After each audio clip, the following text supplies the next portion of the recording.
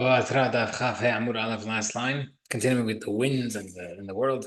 Tanya Rabbi says, Olam, the world. La'achsadra Hudam is considered like a three-walled pavilion, like a gazebo, three walls and open in the fourth side. V'ruach tzifnit ena misubevit, and the northern side is not closed. This is all very mystical stuff. Very hard to understand in a physical sense. When the sun reaches the northwest corner of the world, it turns around, and it goes above the heaven, and it travels back to the east to rise again. The world is considered like a kuba, like a tent, a four-sided box. Interesting because today's parasha, at the end of the parasha, says kuba also. In the north, the northern side also closed. When the sun reaches the northwest part of the world, it continues to circle around and passes around the circle of the sky. The pasuk says, it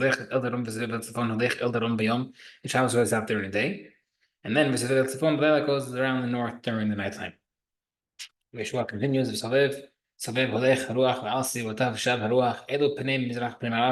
this pasuk is referring to the eastern and western face of the horizon. Sometimes the sun circles them when it passes by in nighttime during winter. Sometimes it passes over them during the summer days. He also used to say, the concept brings us back to the Rabbi Isaac that it's only three-sided walls of the world, and therefore, from the interchangeable comes the wind. Zurat is referring to the southern wind. The spread out parts, the cold. Zurat, from the north wind comes the cold. From the breath of Hashem, He gives ice. Zurat is referring to the west wind. And torrential rain comes. Zurat Mizrahi is referring to the east wind. V'hamar more, what Rida said earlier, Ruach Dromit Ma'ala Ravim Maglir Azavim. How do you say that the east wind brings rain? If we just said that the south wind brings the rain, or it says Lakashaha, when we said Rabbi Yudah said the gentle good rain comes from the south that helps grow. But the right is referring to Shruta when it comes down heavily and the damaging rain, that's the east wind. From the north, gold will come. We had as earlier, this is referring to the north wind that causes famine, and therefore gold loses value because people are spending all their money on food. The south wind has not been filled with good rain. The says, the pasuk also says, right, we see over here that the right can mean south, and also the pasuk is teaching you that when the south will be hunger, it's because we won't have good rain. Destroyed, and also told the rain does not come from the good Hashem's good storage house. Hashem should open up you His good storage house, His good warehouse. Doing the will of Hashem, the Israel are in charge of Eretz Israel. Then the rain comes from the good warehouse. When Bnei Israel are not doing the right things and not in the Eretz Israel or in charge, the rain does not come from the good warehouse. Whoever wants to learn Torah should face south. Wants to become wealthy, he should face north when he prays. Remember, it is Shulchan Batzavon because in the Beit HaMikdash, the Shulchan was on the north side. The north side referring to, and the Shulchan is referring to table, which is Parnasah. And the menorah, the fire of the menorah is south, and Torah is like fire. Yeshua ben Levi said, "The person should always face south. Because if you become smart, you'll become wealthy." The Gemara says, "But Rabbi Yeshua ben Levi Amar Shekhinah Ma'arav." We said the Shekhinah is in the west, so we had to pray west. So how do you pray south? The same rabbi says two things. The Gemara says, "You should pray southwest." People like you who live in the northern part of Eretz Israel, what you should do is face south and pray towards Yerushalayim. How do you know that Bavel is the north of Eretz Israel?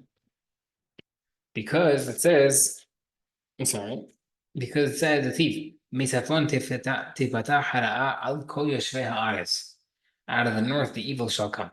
Mishnah said that you distance your flock from your vegetables and the bees from the mustard, etc. Rebbe said that you don't have to distance the bees from the honey. But then Rebbe says you could put your mustard next to the guy's bees. Because the same way the mustard could tell the owner of the bees, you tell me to move my mustard away from my bees, you distance your bees from my mustard, you're damaging each other. Because they're eating my mustard plants. Therefore, you guys are in stalemate and figure it out.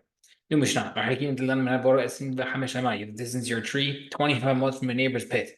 And a carob or sycamore tree 50 amot. Whether or not they're on the same level ground or one's higher or one's lower, doesn't make a difference. The pit or the tree can't be next to each other. If the pit came first and you planted the tree, quote says you have to cut down the tree and you have to pay him commission. Why you have to pay him compensation if the guy planted it afterward? Because technically, when the guy's planting the tree now, he has a certain amount of time before the roots hit your pit. So if you're charging him now, if you want him to cut it down now, you have to pay him for it, even because the damage didn't start yet. If the tree came first, you have to cut it down. So if I'm not sure which one came first, the tree or the pit, you don't cut it down. If Yosef says, even if the pit came first, you don't cut it down. Because each one digs in their own property. You figure it out. And our Batra says, whether or not the trees above or the pits below, whether or not the pits above the trees below. Now, what's the reason? Makes sense to say that you have to distance it where the tree is above and the pits below, because the tree will go down into the pit and damage it. But if the pit's above and the tree's bottom, what's the problem? What's the problem if the roots go underneath the pit? Where it says, because the roots will travel underneath the pit and damage the floor of the pit, it will weaken it. The Rebbe Mary says, even if the pit came first, you don't cut it down. Because this guy digs in his pit, this guy plants in his own tree, in his own property. Each guy does their own thing, don't worry about it. He said that you could do it. You buy Rav Kahana's yeshiva, he used to teach us regarding your own arrows. If Yosef would agree that if you're directly damaging, you're chayav. And there's a proof. Papi from Yonah was a poor guy who became wealthy. Bana Panda, he built a big mansion on the property. Have the there were these guys who used to grind sesame seeds in the neighborhood. When they would do this grinding, it would make the walls of his house, of his mansion, shake. He told them, I don't know what they agree today. It sounds like, according to say that if it's your arrows, you have to stop because you're damaging others. So if you're damaging this guy's walls, you have to stop grinding sesame seeds. How far do you have to make sure to not damage the guy's walls? You could put a barrel on top of the walls, and if the lid of the barrel shakes from the grinding, that means it's too close. Distance it until it's unaffected. When the family of Bar Mignon would hit the flax to smooth it out, the pieces of the chaff would fly and hurt people. What said that we agree that you have to control your arrows. That's only when your own force is attacking it, like your arrow. But over here, the wind is damaging it. I'm just hitting it, and the wind's taking the chaff and hitting you. So it shouldn't be chayav. It doesn't sense. Rashi has a question against Ravina. You can't winnow something. You can't throw something in the air and let the wind take it out, even though the wind's doing the action. So how come over there you're chayav, but over here patur because of the wind? And Amar said, Amar Lahu actually held. That's the same thing as Shabbat, and therefore you should be chayav. According to Ravina, says you're patur. How come would he say that by a spark, when the blacksmith is banging things, that it causes sparks, you're chayav by sparks, and over here you're patur? Because over there, the blacksmith, when he's hitting it, he doesn't want the sparks to his own property, because it'll cause a fire. He doesn't want it. Therefore, he wants the sparks to go flying, and that's why he's chayav. But over here, he doesn't care where the chaff lands, and therefore he's not wants it to fly away, and therefore he's patur.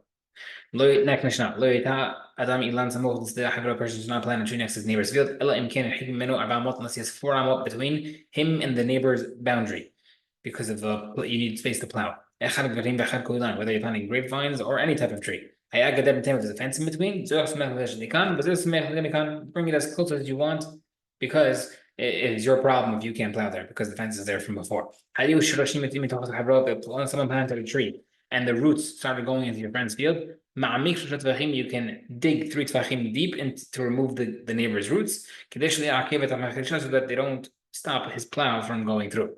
If the neighbor was digging a pit in his own property and he came and he found roots, you can cut him out. The wood belongs to him. The roots belong to him. Who is him? We'll see in the Gemara. Anyhow, Tana Batra says, we said that you have to have 4 amot between the vines in the field. That's to give you enough space to work around the vineyard. The plows in Babel were smaller, therefore you only need 2 amot. Proof as well. You only have to have 2 amot in between. The Gemara says, but we have 4 amot. We have proof according to Shmuel that there's a difference between Babel, which had smaller 2 amot plows, versus Eretz Yisrael's 4 amot plows. Some people learn this concept. Some people who learned this they asked this question from our Mishnah. What does that mean? Mishnah said, our Mishnah says you can't distance 4 amot. But the right says 2 amot. There's difference between the plows in Babel and Israel. Rabbi Hanan had these palm trees. Amisra the Bahar said that Rabbi Yosef next to Rabbi Yosef's vineyard boundary. Birds would come on the palms. They would go into the vineyard and start damaging it. Amalei says, cut on your palm tree branches because your birds are going on top of them and damaging me. But I already did my part. I distanced it 4 amot away. Amalei said back to him, no, that's not by the trees. But by grapevines, you have to do more than 4 amot. He says, one second. That's not true. Mishnah said whether or not I planted, you have grapevines or trees. 4 amot is good enough. Amalei says no. You have to understand the Mishnah better. When do you need 4 amot? Is if I have a tree and you have a tree, or you have a grapevine and I have a grapevine. But if there's a tree next to the grapevine, in this case, you need more than 4 amot. Amalei said to him, Anna lokatina. I don't want to cut down the palm tree myself, because Amar Rav says, you can't cut down a palm tree that has fruits, even a cob of fruit per season. Famous concept not to cut down fruit trees. Amar says, he said his son Shekat died early because he cut down a fig tree. Someone cuts down a tree, same way you're cutting the fruit off prematurely, he could be a hayab mitah prematurely. So therefore he tells him, listen, you want to cut down the palm tree because it's bothering you? I'm not cutting it down. If you want to cut it down because it's bothering you, you could cut it down. I don't know if he did it or not, but it's pretty spooky not to cut down fruit trees because it's very, very serious. Amen.